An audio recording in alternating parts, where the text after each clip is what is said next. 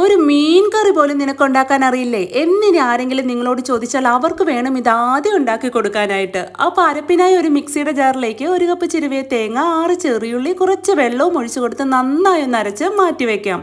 ചട്ടിയിലേക്ക് എണ്ണ ഒഴിച്ചു കൊടുത്ത് ചൂടാവുമ്പോൾ 1 ടീസ്പൂൺ കടുക് ഇട്ട് കൊടുത്ത് ഈ കടുക് ഒന്ന് പൊട്ടി വരുമ്പോൾ ചതച്ചെടുത്ത് 5-6 ചെറിയുള്ളി, ചെറിയൊരു കഷ്ണം ഇഞ്ചിയും 4-5 വെളുത്തുള്ളിയും കൂടി ഒന്ന് ചതച്ചെടുത്തതും ചേർത്ത് നെടുവേ കയറിയ 3-4 പച്ചമുളക്, കുറച്ച് കറിവേപ്പിലയും ഇട്ടുകൊടുത്ത് ഇളക്കി വഴറ്റി ഇതൊന്ന് വഴണ്ടി വന്നാൽ 1.5 ടേബിൾ സ്പൂൺ മുളക് പൊടി, 1 ടേബിൾ സ്പൂൺ മല്ലിപ്പൊടി, 1 ടീസ്പൂൺ മഞ്ഞൾപ്പൊടി, 1/2 ടീസ്പൂൺ ഉലുവാപ്പൊടിയും ചേർത്ത് ഈ പൊടികളുടെ പച്ചമണമൊക്കെ ഒന്ന് മാറുന്ന വരെ ഇളക്കി വഴറ്റി നമ്മൾ ആദ്യം അരച്ച് വെച്ച തേങ്ങാ മിക്സും ചേർത്ത് കൊടുത്ത് മിക്സിയുടെ ജാറ് കഴുകി ഒരു 2 ഗ്ലാസ് വെള്ളവും ഒഴിച്ച് 2 കഷ്ണം കുടംപുളിയും ഇട്ട് കൊടുത്ത് ആവശ്യത്തിന് ഉപ്പും ചേർത്ത് ഇളക്കി യോജിപ്പിച്ച് ഈ ചാറ് ഒന്ന് ചെറുതായി തിളച്ച് വരുമ്പോൾ കഴുകി വൃത്തിയാക്കി വെച്ച മീൻ കഷ്ണങ്ങളും ചേർത്ത് കൊടുത്ത് ഇനി ഈ മീൻ കഷ്ണങ്ങൾ ഉടയാതെ ചാറിലേക്ക് ചെറുതായി ഒന്ന് ഇളക്കി കൊടുത്ത് മൂടി വെച്ച് ഒരു 15 മിനിറ്റ് ചെറു തീയിലിട്ട് വേവിച്ചതിന് ശേഷം മൂടി തുറന്ന് നോക്കുമ്പോൾ ദാ നോക്കി കഷ്ണങ്ങളൊക്കെ വെന്ത് ചാറൊക്കെ കുറുകി എണ്ണയൊക്കെ ദാ ഇതുപോലെ തെളിഞ്ഞു വന്നിട്ടുണ്ടാവും. ഈ സമയം തീ ഓഫ് ആക്കി ചൂടായ എണ്ണയിലേക്ക് 1/2 ടീസ്പൂൺ കാശ്മീരി മുളക് പൊടി ഇട്ട് കൊടുത്ത് ഇളക്കി മൂപ്പിച്ച് താളിച്ചൊഴിക്കണം.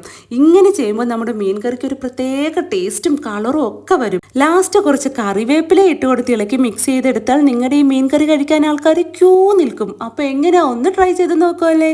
അപ്പോൾ ഇതേപോലെയുള്ള ഈസി ആൻഡ് ടേസ്റ്റി റെസിപ്പീസിന് ഈ പേജ് ഒന്ന് ഫോളോ ചെയ്യാനും ലൈക്ക് ചെയ്യാനും മറക്കല്ലേ. അപ്പോൾ ഓക്കെ, ബൈ.